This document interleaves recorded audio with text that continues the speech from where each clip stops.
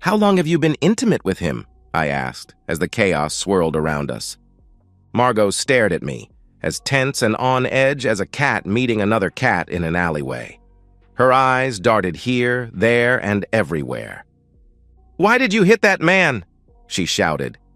She needed to be heard over the noise of people excitedly swirling around to take a look at the man on the floor, and me, the guy who put him there. "Because he told me he was intimate with you. I didn't feel the need to let him get away with it." "But he never said a word to you." I sighed. It seemed we were going to have to go all around the houses to get to the truth on this. I took her arm and drew her out onto the balcony. The view out over the city was good, but my attention was elsewhere. "Johnny, what's this all about? You just stood up and hit Frederick for no reason." Damn it. Why won't she allow me a level of intellect that understands signals and not just words? It wasn't for no reason. I'm not some psycho who goes around hitting strangers for no reason whatsoever. I told you. It was for being intimate with you, my less-than-faithful wife. She turned the tap on, blubbering through the tears. "How can you say that? How dare you? I have never—" I cut her off. "Yes, you have, and lying to me now isn't going to make anything easier, so why don't we just let it all out and hopefully feel better about this storm you've dragged me into?" "Why would you say that? I've always been completely honest and true." "Stop it!" I shouted. "I've known you've been stepping out on me for weeks now. I just didn't know the who of it until tonight, until that told me. But he never said a word." "He didn't. But he still said it just as clear as day." "I don't understand," she wailed. "I was going to have to wait around anyway until the emergency services turned up. Police, ambulance, and maybe even the fire brigade or even the army. It all depended on who had been called, so we might as well get through it." I told her to wait there, putting enough sternness into my voice that I knew she would comply, and went to get us drinks from our table and that lovely little cigar case that had the cutter and lighter built in from the suit jacket I'd hung on the back of my chair. I loved that case just as much as I loved its contents, had done ever since Margot had given it to me for my birthday the previous year. When she had been promoted to department manager shortly after that, I had bought her a lovely sapphire and emerald pendant. We liked giving each other things we had extensively and exhaustively searched out. When I returned, she had sunk into one of the metal wire chairs that dotted the hotel balcony, which ran alongside the conference room her company had booked for the evening's award ceremonies. As I pulled up another of those monstrosities and sat down beside her, she tried to get started. "Johnny, I raised a finger at her, signaling her to wait. Then I drew out a cigar, clipped it, and lit it. When it was glowing nicely, I turned to her. "You've been messing around on me for the past 3 weeks, maybe more, probably more. You thought you were hiding it, but you weren't. It was your stories that gave you away." She looked incredulous. "What do you mean, my stories? What are you talking about?" I gave a ruefully bitter laugh. "The stories you and your women friends tell when we all get together." We were still quite young, had been married 6 years with Bethy, our daughter, and had a lot of friends who were very much like us. Yuppies, I suppose, is the best word, although I don't like thinking I am one. So every weekend, we would all hang out at one or other of our homes, or head to the lake or park for a barbecue and drinks. And in the natural course of things that always seems to happen at these get-togethers, the men would slowly congregate together in one group and the women in another, and each would regale the others in the group with stories about their partners. The men would basically bring each other up to date on what was going on in their lives, conversations they'd had with their wives, decisions made, plans put together for future vacations, or places they'd discovered that their children might like.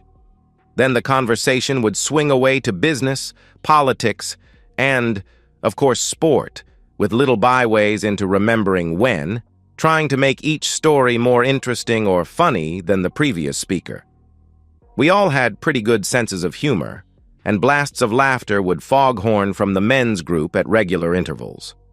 and the women would do the same, except their conversations seemed set at a much more basic level than ours. There were no fixed rules or even conscious decisions about when and how the groups would form, and people would split away to chat with people in the other group all the time, reminding a partner of something they had just thought of, telling a tidbit of gossip just heard that was too good to wait until the trip home, or just for a hug and a squeeze of a hand. It's just how people are when they get together. The thing is, I'd hung out near the women's group often enough that I knew the topics of conversation would usually be about husbands, children, homes, or something newly purchased. Hell, that was what the men covered as well, among other things. But the tone was very different. The women in our circle of friends would start off casually gossiping about what was going on in their lives, which would gradually morph into what their husbands were doing, and then change further into what their husbands were doing wrong. When it came to things they did wrong, husbands were the preferred topic, even beating out how horrendous their children's moods, untidiness, and eating habits were as the greatest source of merriment. It would start lightly, with a little emphasis here and there when describing something a husband had done, causing much hilarity amongst them. Then it would quickly become a competition to one-up each other about how awful their husbands were and how badly they screwed things up. Each story would be interrupted by screeches of laughter at a mean comment that one of them would chip in, and the mood would seem to get even nastier as each new raconteur took up a tale. Thank God for children, as it was usually they who would interrupt the group's toxic conversation, kids complaining about each other, crying over a fall or scrape, or whining for something to put in their mouths. Hey, I'm not moaning about the kids, they were just doing what all kids do. I know now that this is not an unusual state of affairs when women get together. Hell, even I think that quite a few husbands are absolute jerks who don't deserve the wife they have. So the conversations are a way of lowering tension in the women and allowing them to vent in a passive-aggressive way which they can blow off as just having a laugh. But the first time I heard it ramp up, the way it always does, took me completely by surprise. I was in the kitchen checking the marinade on the steak and chops and could hear the women chatting in the lounge. There was a burst of laughter that brought a smile to my face, and I began to consciously listen in. May was having a go at Dom, who, according to her, always tries to score some three-pointer by throwing his socks at the laundry basket from his side of the bed. He even tries to do trick shots by making them spin in the air. Idiot stuff like that. Like there's some crowd watching and cheering him on. Hey, at least he tries for the basket, moaned Annie. Greg just drops them on the floor, as if the act of taking them off makes them non-existent. They exist when I have to pick them up to do the laundry, that's for sure. I don't even mind that, interrupted Freddie. What I object to is the skid marks, and the fact that Vern always manages to turn his boxers inside out when he takes them off, and I have to turn them right side out again to wash. I don't even want to look at that, and I still have to turn them right side out. With my hands. Can you believe it? I couldn't help having a silent snigger at the hapless Vern and his careless toilet habits. He always tried to come across as the macho man, and now, Georgina chipped in. Pete balls his undies up if they have skid marks in them and then tucks them into his socks, so I have to pull them out again to wash. They are the undies with minions on them? Asked Reggie. Oh, now he has more. New ones with the Avengers on, Georgina came back. Iron Man? Sniggered Freddie. Actually, I think it's a male version of Elastigirl, Georgina said, straight-faced. The laughter from the whole group was almost deafening. Wow, she just dumped Pete into the garbage disposal of female opinion with that remark, and they just got worse and worse as the conversation went on. Everything from Pete's apparently limp noodle to Stan's flirting with women and Dom's fat belly, which by all accounts needed a corset, or even more appropriately, a bustier, were torn apart for their amusement. Every husband with a wife in the group took more than one tank buster during that conversation, and I didn't think Dom was much overweight at all. It actually shocked me. I thought these women were happy to be married to their men. Yet here they were in some sort of unacknowledged competition to make their husbands the very worst man in their whole circle of friends. Sure, there was lots of laughter going on, but it seemed at the very least to be disloyal, and at worst, outright sneering derision. How could they stand going home with their spouse thinking the way they did, even if they didn't mean it? Damn, at a minimum, it was cruel. There was no respect apparent. Luckily for me, Margot didn't take part in these discussions.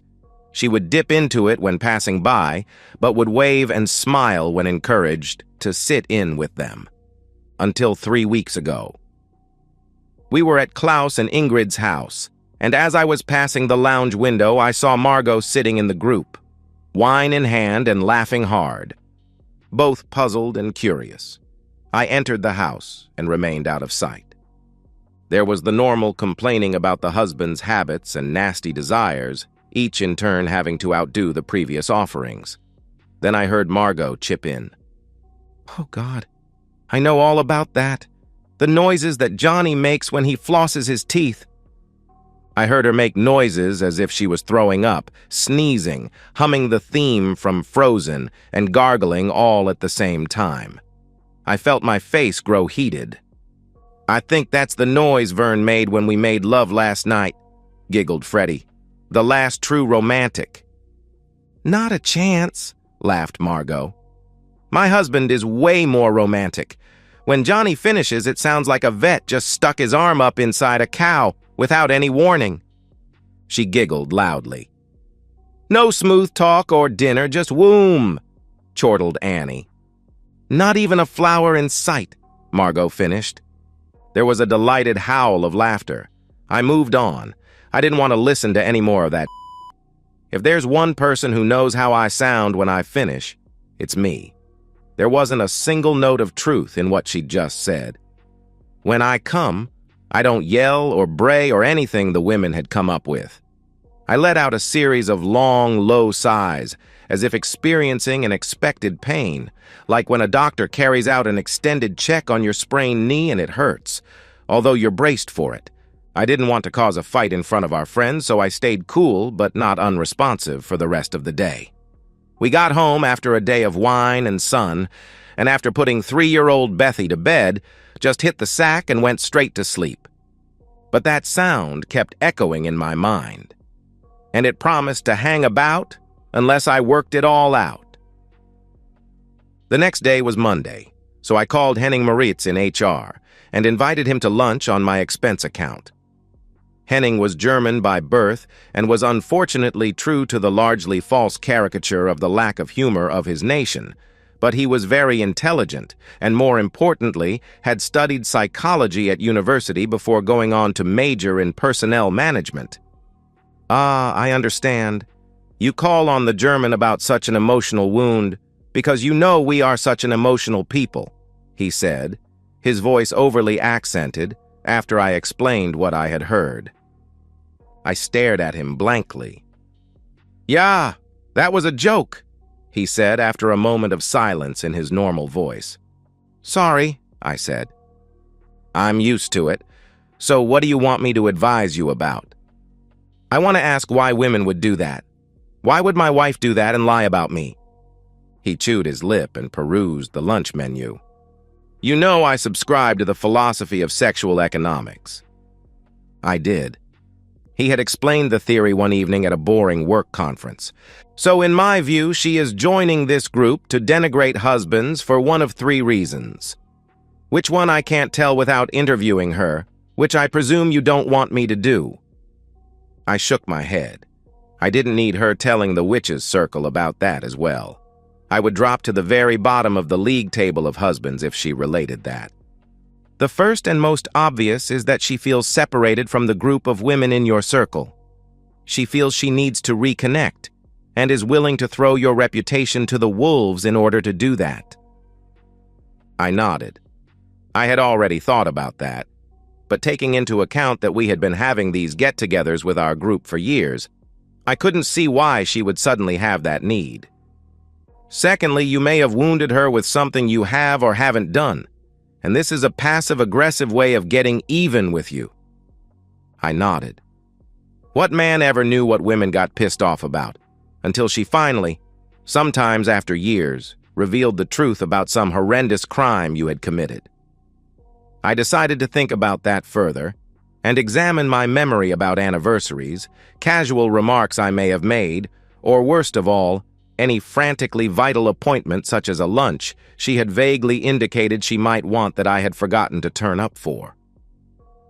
Thirdly, she may be trying to lower your position in the group in order to raise herself up and achieve sympathy and support for something she plans to do. She wants to get people on her side against me? I asked. He shrugged. It wouldn't be the first time, would it? It happens within families all the time, especially between siblings. You know, that is also part of the sexual economic theory, the advancing of oneself at the expense of the other in order to gain resources or genetic material, depending on the sex of the protagonist of this action. In fact, he waffled on and on as we ate, and I remembered all too clearly why I didn't have lunch with him very often, but he had given me plenty to think about. "Who's hosting the get-together this weekend?" I asked later in the week, carefully casual. I couldn't bear the fallout if she knew my thoughts. I loved her and didn't want to face a month or more of silent accusation if she thought I was falsely accusing her of something. "Annie and Greg," she said. "That'll be nice. You seem to enjoy getting together with the girls." "I do. They're a nice bunch," she agreed.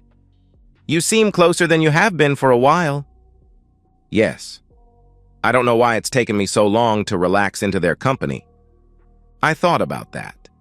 Could it be because they seem to be awful human beings, with no loyalty, respect, or high opinion for anyone? How could anyone relax in their company? After my wake-up call about the girls, I had taken to listening to their group conversations, and if one of them was absent, they would be ripped to pieces by the rest like a wounded and bleeding fish in the center of a shiver of sharks in a feeding frenzy. Henning had explained that as well. Women do gossip more than men, and as they mostly eschew violence, this is one of the main weapons in their arsenal. Men are hunters by nature, while women are gatherers. Nuts, seeds, and berries are good, but nowhere near as rich in nutrition as meat. So they are programmed to want the resources that men are traditionally better at bringing home. In return, they can offer intimacy and exclusivity, something that usually has no value when offered by men. A woman has to advertise herself to men, hence the makeup and clothes and all that, in order to compete with other attractive women. The other way to compete is through gossip, which is basically talking about another woman and the value of her sexual ability or exclusivity while raising those values in herself at the same time. So, a woman hinting that another woman is a genetic weapon. Of course. Why don't they just come out and accuse each other of being that? I asked. 1. Because that would devalue the denigration. It's a potent weapon and has to be used sparingly. And 2, because first-hand knowledge would place her squarely alongside the in order to gain the knowledge, and that would lower the value of her own promise of exclusivity, and lowering that even a little could cause her a lot of damage in the genetic stakes. So gossiping is the answer? Geez, that's messed up. It's the way our monkey brains have been programmed, he said with a smile. But if they know they are all calling each other even just to each other, why don't they call each other out on it? Studies have shown that most women believe that their friends would defend them against such talk. Almost every woman interviewed maintained that she would defend her friends and firmly believed she did not spread any such gossip onwards. And yet, if that was true, there would be no gossip a go around. So I wouldn't take that denial at face value. He paused to think. Economically, perhaps it's to maintain the price of being exclusive. If a woman does sleep around, it increases the flow of intimacy into the market, which, like any other commodity, lowers the price. If they all did it, then the cost to a man of having intimacy would be almost nothing. He wouldn't have to spend much in the way of resources to get laid. However, if the value of that woman's sexual ability is lowered and the promise of exclusivity is questioned, then that maintains the price for those women who are regarded as virtuous and yet good in bed for one man. He took a drink. Good wine. I muttered something, wishing I'd never asked him about all this. To be seen as purely a provider of resources to a woman in order to get intimacy and the promise of faithfulness seemed just so sad. It was the conjunction of those two thoughts that brought up another. Margot had explicitly promised me that she would be faithful to me when we married, and implicitly promised to have intimacy with me at the same time. Was I getting neither? I certainly wasn't getting as much intimacy as I was promised, that was for sure. Once a week, maybe. It was once a month more often than I would like to remember. And if that new little nagging voice in the back of my head was right, then I wasn't getting any exclusivity either. In fact, it was more likely that someone else was getting that. So I watched. I wasn't going to fly off the handle. I had no idea if I was right. And if I wasn't, then bringing it up might actually cause something to happen out of anger, more than diffuse the situation. I loved my wife, but I wasn't blind to the fact that sometimes she was more than happy to cut off her nose to spite her face. So for almost 4 weeks I observed her. I didn't see much that was interesting apart from the fact that she was getting her girls on side each weekend with more and more cutting remarks. Then came the awards evening. I looked over all her fellow workers, wondering if there was a sexual aspect seething unseen beneath the surface. Logically, it was the right place to look. She went to work at 8 in the morning, got home at 6. She didn't travel, and there were no girls' nights except on her birthday, when she and a bunch of her girlfriends would head off to a show and a dinner at a fine restaurant. They would stay overnight in shared rooms, but by checking over her Facebook page and looking at the timestamps on all the pics stored in her phone, any lover would have to rush in, be intimate with her, and be cleaned up and gone within 10 minutes. So it wasn't impossible, but it wasn't likely. So where were the men that may have come into her life and inside her? At work? Where else? For some reason, perhaps because I was looking for a cheating so intently, or maybe because of the stupid Zapata mustache that he wore that was 50 years out of date, I picked up on him straight away. Glad-handing and joking with people, he worked his way towards our table. When he reached us, he greeted other people before saying hi to Margot. Their eyes locked and they gave each other a slight smile. Then he smiled at me, and the corner of his mouth crept up just slightly into a sneer. As he looked at me, his right hand reached up to his left shoulder, flicking at something with 2 fingers. 2 flicks. That was all. But it told me all I needed to know. He was letting me know that I was just a bug in his life, something that he could brush away with contempt. I stood up, leaned over, and punched the left side of his face as hard as I possibly could. I'm no fighter, and I don't have the arms of a Superman, but it was a good punch. He went down hard, and that's when the hysteria started, people getting all excited because something different had happened in their lives, and it hadn't happened to them. So, they could enjoy it all guilt-free, which made them all run around making way too much noise. Margot had thought she was getting away scot-free with having an affair, and it had turned on its head in exactly the wrong place at the wrong time. The upper echelons of her company was mostly female, following the growing trend. But despite their earnings, they still could only offer intimacy and exclusivity to the men in their lives, when they had one. So having one cheater exposed so openly made them all afraid that their men might care to re-examine that half of what they offered to a partner. She wasn't going to be flavor of the month for a long time. Those stories you started sharing with your girl buddies, you know, the ones where you get to lie about all the bad habits I have and how your life is while I'm still around? Those are what told me. The sheer disrespect you managed to come up with is actually quite mind-boggling. The sheer inventiveness of those lies makes me think you should become a fantasy author. Was that to get the girls on your side when you left me? She shook her head, and then nodded. Yes, she whispered. So you were going to leave me, I stated. My life was a bowl of and it was the only thing to eat in the kitchen. I wasn't sure, she said. She was still crying, but she was no coward and looked me in the eye. I was afraid. I frowned. Of me? Are you serious? You thought I would harm you? She shook her head vigorously. I felt a tear drop land on the back of my hand and had to fight the urge to wipe it off at all costs. The cold liquid felt like frozen betrayal. No, I never thought that. You would never hurt me. I was afraid of being alone. So you did the one thing that would ensure it. That doesn't make sense. Besides, you had Mr. 70 Mustache to keep you from being lonely. You were preparing yourself to transit from me to him in real comfort. She dabbed at her eyes with a tissue. No, it wasn't like that. I knew he wasn't a keeper after the first time. It took a long time before I could commit to that first time, and afterward, well, the deed had been done. I had become a cheater, what I had always despised.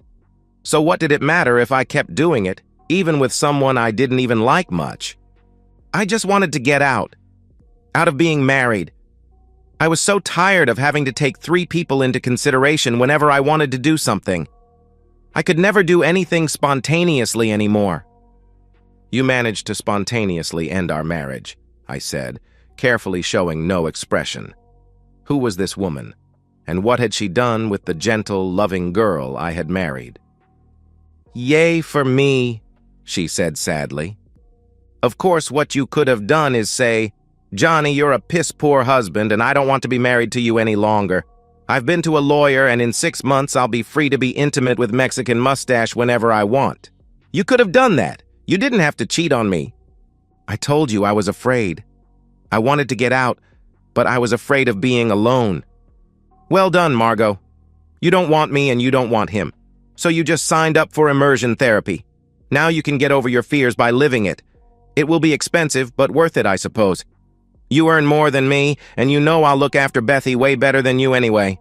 So your spousal support and child payments won't be cheap, but hey, at least you get what you want. She pressed her lips together and nodded.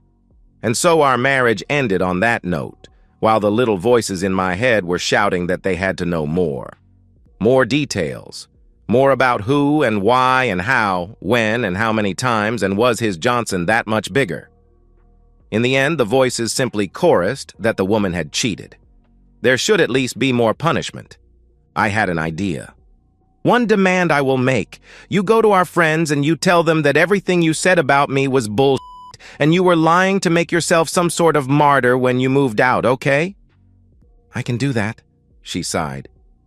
You lied about me, and the sheer scale of the disrespect was eye-watering. Yes, it was. I'm so sorry about that. I felt trapped in a situation I had caused and couldn't see a clear way out. You heard it all? I nodded grimly. She put her hand on mine for a moment. I am sorry about that. You didn't deserve it, and I did make it all up. You were a good husband. Just not for me. I sighed. Everything was happening so quickly. I didn't have any control at all. I was in a speeding car with no brakes, and the steering wheel had come off in my hands. I had no experience of how to handle this. It's not every day that you go to a party married and still be at that party when you're suddenly single with a little girl to care for on your own. Not many how-to books cover that topic. You know those are going to slag you off every which way for years to come. I know. I guess I deserve it. You were right. I should have divorced you first. You thought of where you're going to go? I asked. I was going to find somewhere soon, but... Her hands waved loosely at the hubbub that was still going on inside. I guessed that she would be facing some very tough questions from senior management. I wondered if she'd still be employed. I guess it depended on what level of position Monsieur Mustache Bandit held.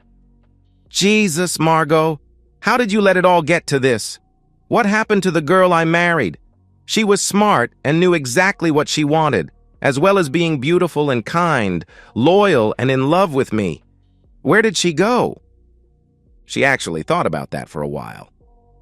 I guess she became a manager and took that to heart to replace the things she was throwing away. Margot, I love you, loved you, but I don't want to be in your company anymore. I'm going to wait outside and see if the police turn up. If they take me in, please bail me out in the morning. You owe me that much. Okay, Johnny. She did bail me out, and that was the last time I saw my wife. When I did see her, the divorce was final. She was no longer my wife. She was someone else's problem now. I had a wife. I had had a woman I loved with all my heart. A woman I had promised myself to and looked forward to growing old with. She had discovered she didn't love me anymore and cheated so that she didn't have to face me until the very end. That's how I saw it. She did the crime and I paid for it. I faced loneliness and heartbreak, the gradual recovery from that and the more than hesitant search for someone to take her place, mistrusting all women from here on. It wasn't going to be easy, especially with a demanding 3-year-old golden-haired enchantress to take care of. Margot had damaged me badly, but I wasn't down and out for the count. I thought about Henning and his sexual economics. I wondered whether being known as a cheating woman would lower her price over much. After all, any guy would have to wonder about her offer of good intimacy and exclusivity, as long as they knew about it. And they would. I'd very quietly make sure of that. And so, we've reached the end of today's story. Was it what you expected, or did it take a twist you didn't see coming? I'm curious to hear your thoughts. Share them in the comments below, and let's get a conversation going. If this story kept you hooked, make sure to hit that like button. And if you're new here or just haven't subscribed yet, now's the perfect time to join our community. I bring you fresh, captivating stories every day, so click that subscribe button and turn on notifications so you never miss out. Thanks for watching, and I'll see you in the next one.